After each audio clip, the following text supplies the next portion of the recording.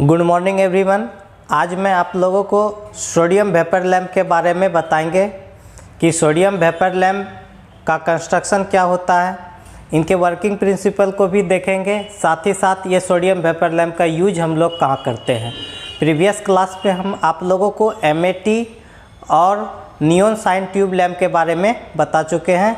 चलिए आज हम इसके बनावट को देखते हैं कि ये सोडियम वेपर लैंप का बनावट कैसा होता है। तो सर्वप्रथम आप देख लीजिए कि ये सोडियम वेपर लैंप में इसमें क्या होता है कि बाहरी कांच का ट्यूब होता है, यानी इसमें दोहरी परत वाली कांच की ट्यूब आप देख रहे हैं कि ये जो होता है ये दोहरी परत वाली कांच की ट्यूब होती है। यानी एक लेयर आप ये देख रहे हैं और एक लेयर ये देख रहे हैं, यानी दो लेयर इसमें बना हुआ रहता है, वो दोनों लेयर कांच का बना रहता है। ठीक है, दोहरी परत की कांच की एक ट्यूब होगा, एक बाहर से आप ये देख रहे हैं, और यहाँ पे भी इसके अंदर में भी एक दोहरी कांच की परत होती है।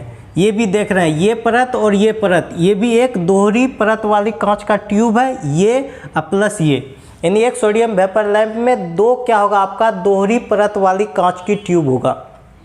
ठीक है, अब देखिए इसके अंदर देखिए ये जो आप देख रहे हैं ये यू शेप का जो दोहरी परत वाली कांच की ट्यूब है, उसका जो शेप आपको देखने को मिलेगा वो शेप आपको यू शेप में देखने को मिलेगा।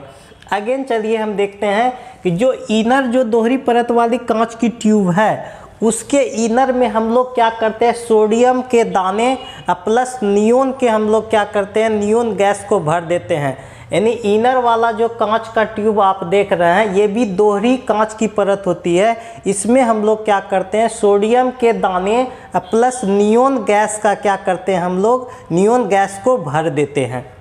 ठीक है, अब अगेन चलिए इसके बीच में आप देखिएगा, ये भी देखिए बाहरी दोहरी कांच की परत है, ये वाला ये और ये देखिए इसके बीच में जो देखते हैं ये स्पेस, इस स्पेस को हम निर्वात कर देते हैं। निर्वात करने का मतलब कि यहाँ से हम इसका क्या करते हैं, हवा को निकाल देते हैं, यानी निर्वात। इसके बीच में जो है दोनों ट्यूब के बीच में हम निर्वात रखते हैं। अगेन अब यहाँ पे आप देख रहे हैं कि यहाँ पे क्या होता है कि ये वाला जो आप यहाँ देख रहे हैं ये मेरा क्या है कि इलेक्ट्रोड होता है, और ये इलेक्ट्रोड ऑक्साइड ओलेपित इलेक्ट्रोड है।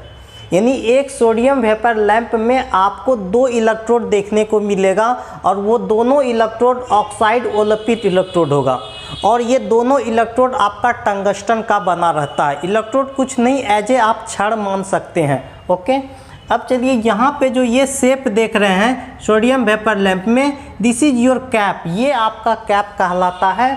अगेन आप देखेंगे कि इसमें क्या होता है कि हम एक ट्रांसफार्मर का यूज करते हैं, वो भी कैसा ट्रांसफार्मर, आप जैसा देख रहे हैं कि ये उच्च प्रतिघाती ट्रांसफार्मर का हम यहाँ पे यूज करते हैं। और ये ट्रांसफार्मर का ये मेरा सेकेंडरी वाइंडिंग है, ये जो सेकेंडरी वाइंडिंग है, और ये ट्रांसफार्मर का ये मेरा प्राइमरी वाइंडिंग है। यानी हम प्राइमरी वाइंडिंग ट्रांसफार्मर के प्राइमरी वाइंडिंग को हम AC सप्लाई से कनेक्ट करते हैं। साथ ही साथ इसके ट्रांसफार्मर के जो सेकेंडरी वाइंडिंग होता है उसको हम क्या करते हैं, सोडियम वेपर लैंप को कनेक्ट करते हैं ने सेकेंडरी वाइंडिंग से। अब ये जो है यहाँ पे प्राइमरी वाइंडिंग में आप और भी देखेंगे कि इसके प्राइमरी वाइंडिंग के साथ हम एक कैपेसिटर यूज करते हैं। ये कुछ नहीं, ये आपका कैपेसिटर है, ये कैपेसिटर है। यानी प्राइमरी वाइंडिंग के साथ ही हम एक पैरेलल में कैपेसिटर को कनेक्ट किए हुए हैं, और प्राइमरी साइड में ही हम AC सप्लाई से स्रोत से इसको जोड़े हुए हैं। क्लियर, तो यही इसका क्या है, कंस्ट्रक्शन है। क्लियर हो गए कि हम लोग जो अगर इसका जो सेकेंडरी से ही हम इसमें क्या करते हैं, सोडियम वेपर लैंप को कनेक्ट करते हैं। और ट्रांसफार्मर जो लेते हैं हम लोग हाई रिएक्टिव ट्रांसफार्मर लेते हैं, यानी उच्च प्रतिघात वाला ट्रांसफार्मर को यूज करते हैं। अब देखिए ये कार्य कैसे करता है, हम अगर इसके वर्किंग प्रिंसिपल को देखें कि इसका कार्य ये कैसे करेगा, तो जैसे ही आप इसमें क्या करेंगे, AC सप्लाई देंगे, यानी जैसे ही आप इसमें AC सप्लाई दीजिएगा तो ये क्या करेगा, इसको यानी शुरुआती में, यानी जब इस समय लोड कनेक्ट नहीं है, यानी विदाउट लोड हम उसको मान सकते हैं, बिना लोड के कंडीशन में, तो उस समय ये क्या करता है, इनिशियल में ये बहुत ज़्यादा वोल्टेज को लेता है। इसीलिए यहाँ पे हम क्या करते हैं, स्टेप अप ट्रांसफार्मर यूज कर लिए हैं। तब ये इनिशियली हमको शुरुआती दौर में जब लोड नहीं है तो उस केस में ये क्या करेगा, बहुत ज़्यादा आपको वोल्टेज की इसको ज़रूरत होती है, तो इसलिए वो क्या करता है, शुरुआती दौर में अधिक वोल्टेज लेता है। वो कितना लेता है, 380 वोल्ट से लेकर के 450 वोल्ट लेता है। ये प्रारंभिक का वोल्टेज है, जब आप लोड इसके साथ कनेक्ट नहीं किए हैं उस समय का, यानी प्रारंभिक वोल्टेज की बात की जाए तो प्रारंभ में ये 380 से 450 वोल्ट लेता है, बिकॉज कि ये क्या होता है कि अभी बिना लोड है, इसके साथ कोई भी लोड कनेक्ट नहीं हुआ है। ओके, ये क्वेश्चन आपके एग्जाम में भी पूछता है कि सोडियम वेपर लैंप प्रारंभिक अवस्था में यानी नो लोड की स्थिति में कितना वोल्टेज को लेता है, तो आप इसमें यही बोलेंगे कि 380 से लेकर के 450 वोल्ट ये प्रारंभिक अवस्था में लेता है। अगेन अब देखिए, जब ये क्या होता है कि जब ये फुल लोड प्राप्त कर लेता है शुरू में, तब इसमें क्या होता है कि यहाँ इसके अंदर में जो ये बीच वाला ट्यूब में जो है, यहाँ पे सोडियम का दाना भरे हैं और उसके साथ नियोन भी भरे हैं, नियोन गैस का वहाँ पे क्या होता है, आयनाइजेशन प्रारंभ हो जाता है, यानी इलेक्ट्रॉन गैस डिस्चार्ज प्रारंभ हो जाती है, जिसके कारण ये क्या होगा आपका, जब इलेक्ट्रॉन डिस्चार्ज प्रक्रिया प्रारंभ हो जाएगा तो ये आपको पूर्ण प्रकाश देने लगेगा। ओके, जब ये पूर्ण प्रकाश देने लगा यानी पूरा कंप्लीट इलेक्ट्रॉन डिस्चार्ज प्रक्रिया पूरा हो जाएगा, तो लगभग ये पूरा होने में आपको 10 से 15 मिनट लगता है। आपको पूछेगा कि पूर्ण इलेक्ट्रॉन डिस्चार्ज प्रक्रिया प्रारंभ होने में अप्रॉक्स कितना मिनट लगता है, तो आप उसको बताएंगे 10 से 15 मिनट अप्रॉक्स लगता है। ओके, जब ये पूरा प्रक्रिया प्रारंभ हो जाएगा तब क्या होता है कि ऑटोमेटिक इसका क्या होता है, उच्च प्रतिरोध ट्रांसफार्मर के कारण उसका वोल्टेज अचानक क्या होता है, गिर जाता है और वो कम हो जाएगा।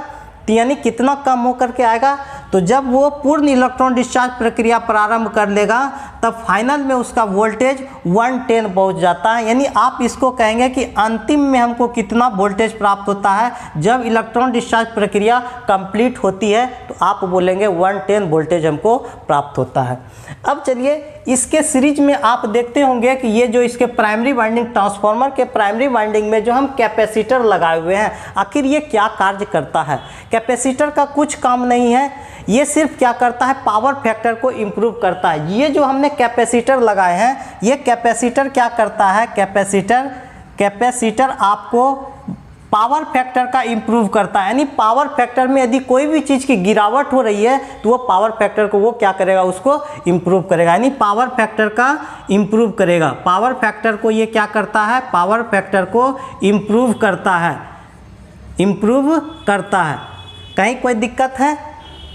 अब चलते हैं, अगर अब हम देखते हैं कि आखिर ये जो होता है सोडियम वेपर लैंप की इफ़िशियंसी कितनी होती है। तो यदि इसकी इफ़िशियंसी की बात की जाए तो ये इसकी इफ़िशियंसी होती है 40 से 50 ल्यूमेन पर वाट। यदि आप इसकी इफ़िशियंसी को देखें यानी ये कितना दक्ष होता है, तो दक्षता की बात की जाए तो इसका होता है 40 ल्यूमेन से लेकर के 50 ल्यूमेन पर वाट तक। ओके, अगेन देखते हैं कि अगर इसका लाइफ की देखा जाए कि यानी एज कितना होता है, यानी ये कितने घंटों तक ये सोडियम वेपर लैंप हम यूज कर सकते हैं। तो ये सोडियम वेपर लैंप आपका जो है लगभग 3500 आवर तक आप इसको यूज कर सकते हैं। अक्सर आपको ये सब भी इसकी इफ़िशियंसी, इसका एज, फिर प्रारंभिक वोल्टेज कितना होता है इसको पूछेगा, फिर अंतिम वोल्टेज भी पूछ देगा कि कंप्लीट डिस्चार्ज होने के बाद ये लैंप जो है कितना वोल्टेज इसको ज़रूरत चाहिए, तो वो 110 चाहिए। और इसमें कैपेसिटर का क्या काम है, पावर फैक्टर के इम्प्रूवमेंट के लिए हम लोग यूज करते हैं। और जनरली जो सोडियम वेपर लैंप का हम लोग यूज करते हैं, तो सोडियम वेपर लैंप का यूज आप देखते होंगे चौक चौराहे पे या कहीं भी स्टेशन परिसर में, तो ये हम सोडियम वेपर का वहाँ यूज करते हैं। अब रही बात, कभी कभी आपको पूछ देता है एग्जाम में कि ये सोडियम वेपर लैंप जो इनिशियल में कौन सा हमको कलर देता है, तो इनिशियल में शुरुआती दौर में आपको पिंक कलर देगा, और जब ये कंप्लीट डिस्चार्ज हो जाता है तो अंत में आपको येलो कलर देगा। ये भी पूछता है कि प्रारंभ में ये कैसा कलर देता है, तो आप बताइएगा कि प्रारंभ में इसका रंग, प्रारंभ में इसका रंग होता है यानी पिंक कलर का होगा। पिंक का होगा, पिंक कलर का, और अंत में आपका, अंत में जो होगा आपको येलो कलर का मिलेगा। तो थैंक यू दोस्तों।